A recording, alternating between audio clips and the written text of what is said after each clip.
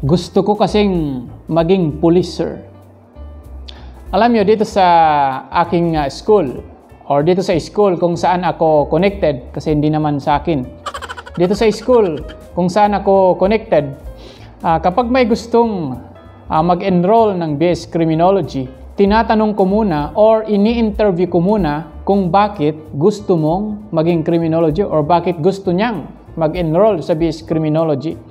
At alam niyo mga kaigo, ang palaging sagot nila is, gusto ko kasing maging police, sir. Maalala ko, dalawa lang ang sumagot ng gusto nilang pumasok sa Bureau of Fire Protection. Alam niyo mga kaigo, dito talaga natin malalaman yung perception ng karamihan pagdating sa BS Criminology. Na ang BS Criminology is pagpupulis.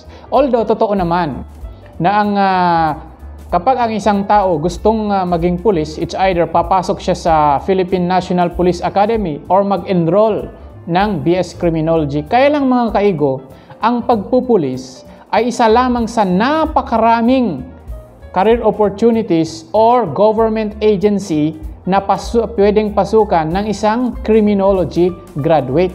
Parang nakaregister na kasi sa isip ng karamihan na ang criminology, police, criminology, police. Kaya, yan ang purpose ng video na ito. Pag-uusapan natin yung mga government agencies na pwedeng pasukan ng isang criminology graduate para malaman ninyo, malaman din ng mga non-criminology na hindi lang pagpupulis ang pwede sa BS Criminology. Now the question is, anong mga government agencies ang pwedeng pasukan or applyan ng isang criminology graduate? Pag-uusapan natin yan dito sa Criminology Talks. Ako po si Dean Eisenhower ng College of Criminal Justice Education dito sa PLT College of Ginubatan Incorporated. Bago natin muna simulan mga kaigo, gusto ko lang ipaalam na ang pag-explain natin or pag-enumerate natin ng mga government agencies ay gagawin natin parang mini-series. Kaya ibig sabihin, ito pa lang na unang video natin is part 1 only. Okay? Kasi kung ilalagay natin yung mga napakaraming government agencies, sa isang video baka hindi kasya ang 1-hour video. So gusto ko, unti-untiin natin para malaman ninyo, or habang ina-explain kasi natin kung anong government agency, kaya nag-explain din tayo kung ano ang trabaho mo kapag pumasok ka sa or pag pinili mo ang isang agency. Halimbawa, yung Philippine National Police, kung ano ang magiging trabaho mo.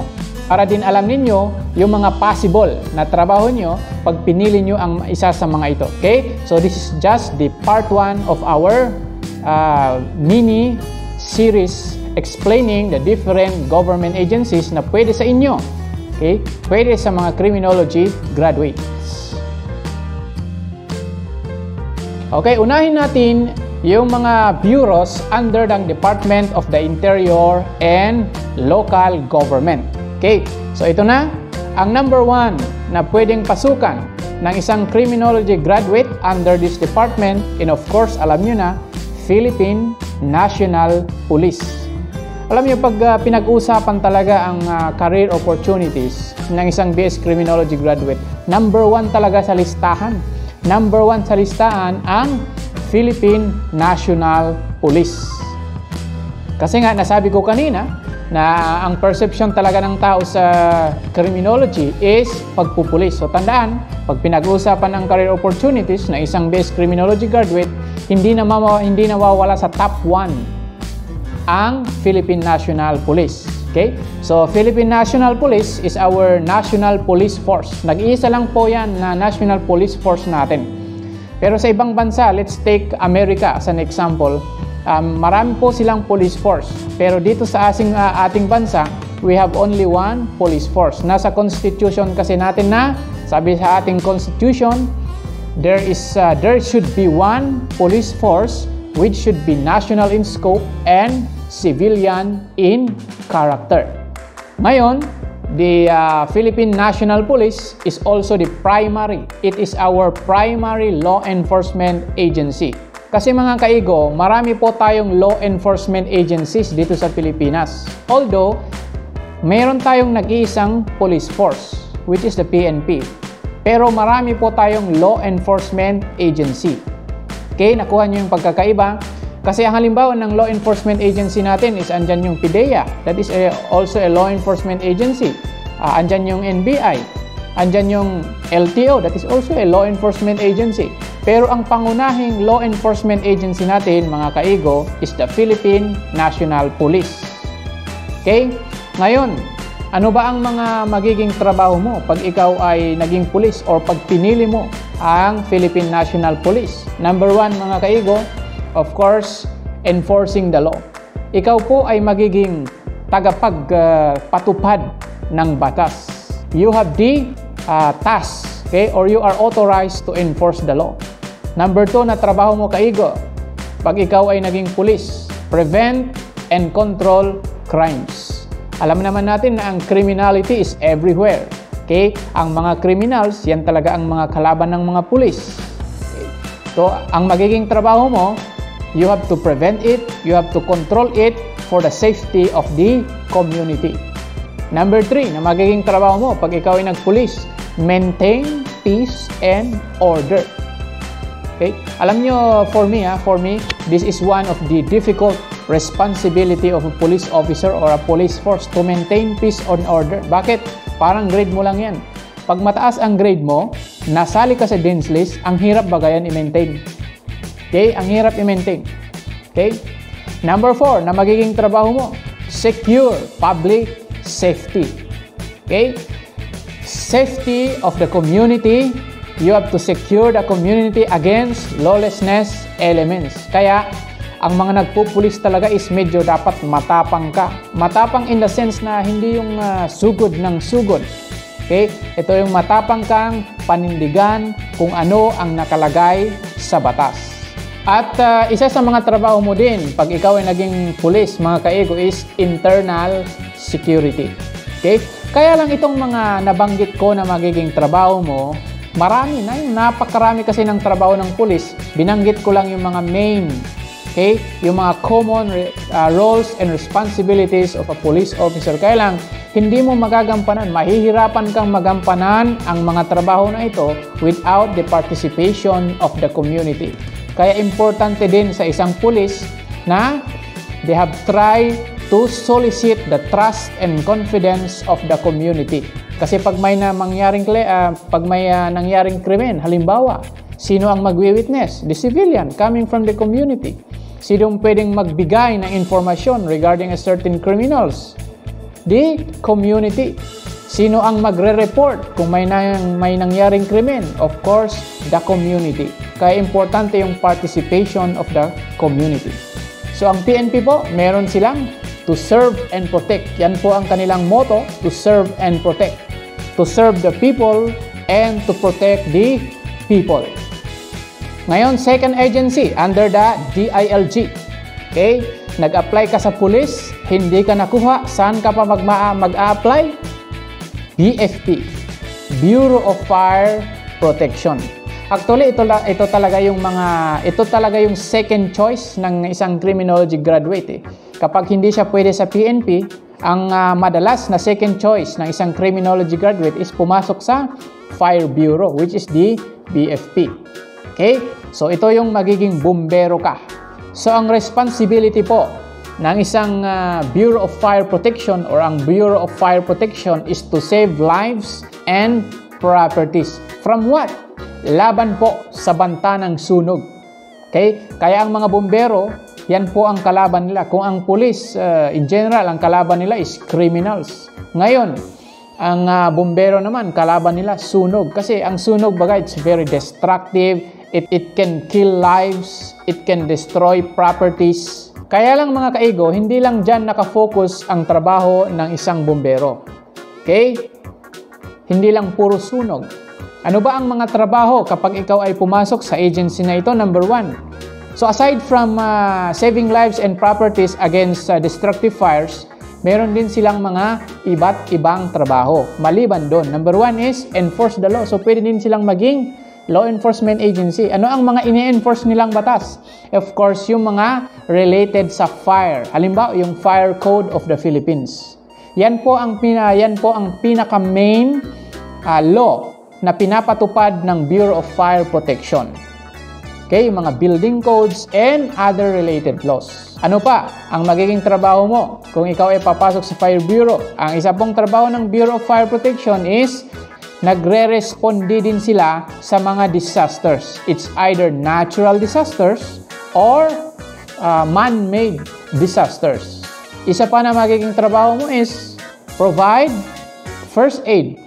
First aider din po ang mga yan. May knowledge din po sila sa pagbibigay ng first aid, especially yung mga nasusugatan. Alam ba, in time of emergency, in time of typhoons, and other calamities. At isa sa mga trabaho din ng Bureau of Fire is assist the AFP. Tinutulungan po nila ang Armed Forces of the Philippines during national emergency. Kaya pag may national emergency, tutulong po ang Bureau of Fire Protection. Kaya tandaan, kapag balak mong pumasok sa Bureau of Fires, ang kanila pong mandato is to ensure public safety through prevention and suppression of all kinds of destructive fires. Yan po ang kanilang mandato, mga kaigo. Ngayon naman, nag-apply ka sa PNP, hindi rin nakuha. Nag-apply ka sa BFP, hindi rin nakuha. Ano ang third choice mo? Under this DILG, andyan pa ang Bureau of Jail Management and Penology, or mas kilala din sa tawag na BGMP. Okay? Kapag balak mo ang pumasok sa agency na ito, sila po ang nagbabantay. Okay? Nagbabantay sa ating mga preso, inmate prisoners. Pero ang tawag na natin sa kanila is PDL, Persons Deprived of Liberty. So ang BGMP, mga kaigo, is sila po ang namamahala sa ating mga city jails. Okay? City jails, ano pa? District jails, and of course, the municipal jails. Meron po silang motto na changing lives, building a safer nation. Bakit ganyan ang motto nila? Especially yung phrase na changing lives. Kasi ang BGMP, meron po silang mga activities para sa development ng mga bilanggo. Okay? Kasi ang BGMP, kasali po yan sa correctional pillar ng ating criminal justice system, na ang purpose ng correctional pillar is to rehabilitate or treat the offenders. Ito yung babaguhin nila through many activities. So, trabaho po yan ng BGMP. Kaya kung balak mong pumasok yan sa agency na yan, ikaw po ay magiging jail officer. Ang PNP, ang BGMP, at ang BFP, mga kaigo, tinatawag po natin yan na Tri-Bureau of the Philippines. Bakit tinatawag natin yan na Tri-Bureau? Under kasi sila ng iisang department, which is, I mentioned earlier, Department of the Interior and Local Government. Ngayon, ang isang rason is, they are created. Okay? They are created under a single law. Na-create po sila ng iisang batas. And that is the RA 6975. Or ito yung tinatawag na natin na DILG Act of 1990 and PNP Law of 1991. So yan po ang dahilan kung bakit tinatawag natin na Tri-Bureau. At mga kaigo, kapag pumasok kayo sa tatlong bureau na ito, meron po good news. O sa mga criminology student or mga criminology graduate, baka hindi nyo pa alam yan. Kasali po ang BGMP, PNP, BFP sa mga tinaasan ang sahod. Halos doble po ang sahod ng ating mga uniform personnel. Isa kasi yan sa mga campaign promises ni President Duterte, kung maalala ninyo, ang taasan ng sahod ng ating mga kapulisan. And good news, hindi lang pulis ang tinaasan niya ng sahod. Andan yung military and of course the BFP and BGMP. So tinupad niya ang pangako sa kanyang pagpirma ng Congress Joint Resolution Number 1 Series of 2018. Ganito po ang title ng resolution na yan. Joint Resolution Number 1 Series of 2018. Joint Resolution authorizing the increase in base pay of military and uniformed personnel in the government and for other purposes. So ang kasali po sa pagtaas ng sahod is yung mga military and uniformed personnel. Ang uniformed personnel, ang tinutukoy po niyan mga kaigo is yung DGMP, BFP, and the PNP. So yan, good news yan sa mga hindi pa nakakaalam. Pero tandaan nyo, we are talking here about base pay. Okay, base pay. Tignan nyo, if I'm not mistaken, i-comment nyo sa baba kung nagkakamali ako. I think ang dating sahod ng isang jail officer 1, fire officer 1, isang patrol man, is umaabot ata ng 15, 14, or 16,000. Ngayon po, umaabot po ng 29,000 ang base pay. Ang exact po is 29,668. Yan po ang base pay na nakalagay doon sa resolution ng Congress na pinirmahan nga ni President Duterte noong January 1, 2018. So New Year na New Year, may good news sa mga ating mga kapulisan. Ano pa ang mga hinihintay nyo? Ano pa ang hinihintay mo? Kung ikaw ay senior high school, mag-enroll ka na ng BS Criminology. Ano pa ang hinihintay mo kung ikaw ay BS Criminology student? Mamili ka na kung alin doon na tri-bureaus. Ano pa ang hinihintay mo na ikaw ay criminology graduate? Arat na! Ano pa ang hinihintay mo na isa kang criminologist? Mag-enroll na. Mag-enroll. Mag-apply na. It's either PFP, BGMPN, PNP. So ayan, ang part 1 ng ating video, diniscuss natin yung tri-bureaus. Actually, ito talagang tatlong ito. Dito talaga minsan umiikot ang choices ng isang criminology graduate. Kaya lang, sa mga susunod na mga video natin, i-discuss din natin yung iba. Okay, aside from this tri-bureaus.